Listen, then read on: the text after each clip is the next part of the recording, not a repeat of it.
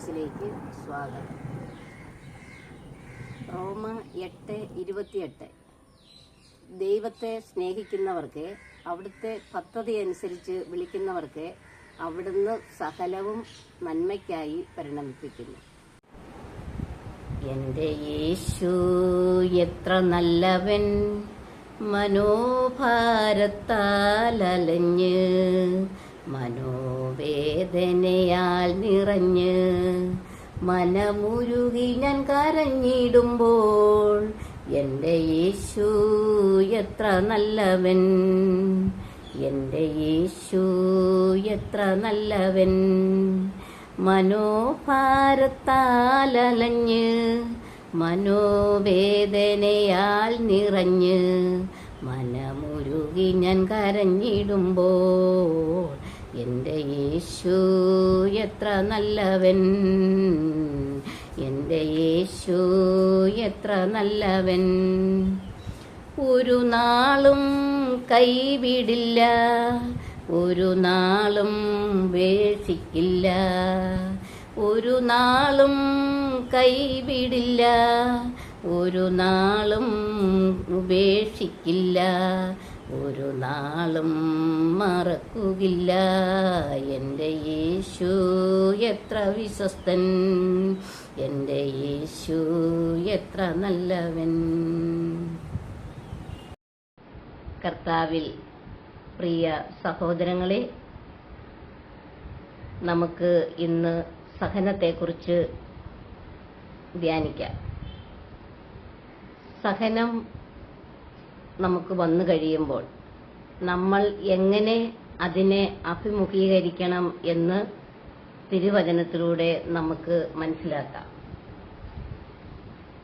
സഹനങ്ങളെല്ലാം ദൈവത്തിന് കാഴ്ചയായി സമർപ്പിക്കാം. ഈശോയുടെ പീഡാസഹനത്തോട് ചേർത്ത് വെച്ച് നമുക്ക് സഹനത്തെ അതിജീവിക്കാനുള്ള കൃപ കിട്ടും. യാക്കോബ് 1:12 പറയുന്നു, പരീക്ഷകൾ ക്ഷമയോടെ സഹിക്കുന്നവൻ ഭാഗ്യവാൻ. എന്തെന്നാൽ അവൻ പരീക്ഷകളെ അതിജീവിച്ചു കഴിയുമ്പോൾ തന്നെ സ്നേഹിക്കുന്നവർക്ക് ദൈവം വാഗ്ദാനം ചെയ്തിരിക്കുന്ന ജീവന്റെ കിരീടം അവന് ലഭിക്കും. കൊളോസോസ് 3:12-13 വചനം പറയുന്നത് 12 മുതൽ 13 വരെ. അതിനാൽ ദൈവത്തിന്റെ തെരഞ്ഞെടുക്കപ്പെട്ടവരും വാത്സല്യഭാജനങ്ങളും പരിശുദ്ധരുമെന്ന നിലയിൽ നിങ്ങൾ കാരുണ്യം, ദയ, വിനയം, സൗമ്യത, ക്ഷമ എന്നിവ ധരിക്കുവിൻ. ഒരാൾക്ക് മറ്റൊരാളോട് പരിഭവമുണ്ടായാൽ പരസ്പരം ക്ഷമിച്ച് സഹിഷ്ണുതയോടെ വർത്തിക്കുവിൻ. കർത്താവ് നിങ്ങളോട് ക്ഷമിച്ചതുപോലെ തന്നെ നിങ്ങളും ക്ഷമിക്കണം. റോമ 12:12 പറയുന്നു, പ്രത്യാശയിൽ സന്തോഷിക്കുവിൻ, ക്ലേശങ്ങളിൽ സഹനശീലരായിരിക്കുവിൻ, പ്രാർത്ഥനയിൽ സ്ഥിരതയുള്ളവരായിരിക്കുവിൻ. സഭാപ്രസംഗകൻ 7:8 പറയുന്നു, അഹങ്കാരിയേക്കാൾ ക്ഷമാശീലൻ ഉത്തമനാണ്. ഗലാത്തി 6:9 തിരുവചനം പറയുന്നു, നന്മ ചെയ്യുന്നതിൽ നമുക്ക് മടുപ്പ് തോന്നാതിരിക്കട്ടെ. എന്തെന്നാൽ നമുക്ക് മടുപ്പ് തോന്നാതിരുന്നാൽ യഥാകാലം വിളവെടുക്കാം. വീണ്ടും എഫെസോസ് 4:2 തിരുവചനം പറയുന്നു, പൂർണ്ണമായ വിനയത്തോടും ശാന്തതയോടും ദീർഘക്ഷമയോടും കൂടെ നിങ്ങൾ സ്നേഹപൂർവ്വം അന്യോന്യം സഹിഷ്ണുതയോടെ വർത്തിക്കുവിൻ. സങ്കീർത്തനങ്ങൾ 37:7-9 വരെയുള്ള തിരുവചനം പറയുന്നു, കർത്താവിന്റെ മുൻപിൽ സ്വസ്ഥനായിരിക്കുക, ക്ഷമാപൂർവം അവിടുത്തെ കാത്തിരിക്കുക. ദുഷ്ടമാർഗം അവലംബിച്ച് അഭിവൃദ്ധിപ്പെടുന്നവനെ കണ്ട് അസ്വസ്ഥനാകേണ്ട. കോപത്തിൽ നിന്ന് അകന്നു നിൽക്കുക, ക്രോധം വെടിയുക, പരിഭ്രമിക്കാതിരിക്കുക, അത് തിന്മയിലേക്ക് മാത്രമേ നയിക്കൂ. ദുഷ്ടർ വിച്ഛേദിക്കപ്പെടും, കർത്താവിനെ കാത്തിരിക്കുന്നവർ ഭൂമി കൈവശമാക്കും. ഫിലിപ്പിയർ 4:6 തിരുവചനം പറയുന്നു, ഒന്നിനെക്കുറിച്ചും ആകുലരാകേണ്ട, പ്രാർത്ഥനയിലൂടെയും അപേക്ഷയിലൂടെയും കൃതജ്ഞതാ സ്തോത്രങ്ങളോടെ നിങ്ങളുടെ യാചനകൾ ദൈവസന്നിധിയിൽ അർപ്പിക്കുവിൻ. സഭാപ്രസംഗകൻ 7:9 തിരുവചനം പറയുന്നു, ക്ഷിപ്രകോപം അരുതേ. കോപം ഭോഷന്റെ മടിയിൽ വിശ്രമിക്കുന്നു. കോപിക്കാൻ പാടില്ലെന്ന്. കോപിച്ചാൽ സൂര്യൻ ഉദിക്കുന്നതിന് മുമ്പ് ആ കോപം ഇല്ലാതാക്കണമെന്ന്. സുഭാഷിതം 15:8 തിരുവചനം പറയുന്നു, ദുഷ്ടരുടെ ബലി കർത്താവിന് വെറുപ്പാണ്.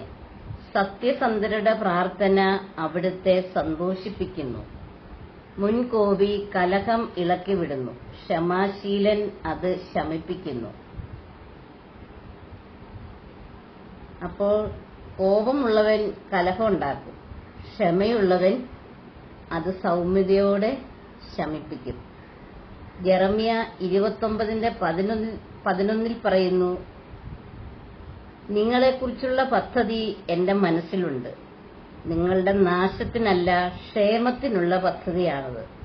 നിങ്ങൾക്ക് ശുഭമായ ഭാവിയും പ്രത്യാശയും നൽകുന്ന പദ്ധതി.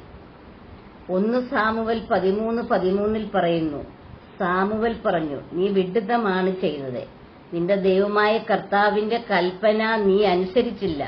അനുസരിച്ചിരുന്നെങ്കിൽ അവിടുന്ന് നിന്റെ രാജ്യത്വം ഇസ്രായേലിൽ എന്നേക്കുമായി സ്ഥിരപ്പെടുത്തുമായിരുന്നു. അനുസരിക്കാതിരുന്നതുകൊണ്ട് കർത്താവിന് ഇഷ്ടമുള്ള അടുത്ത ഒരു രാജാവിനെ നിശ്ചയിച്ചു. അവൻ ഇസ്രായേലിൽ രാജാവായി വാണു.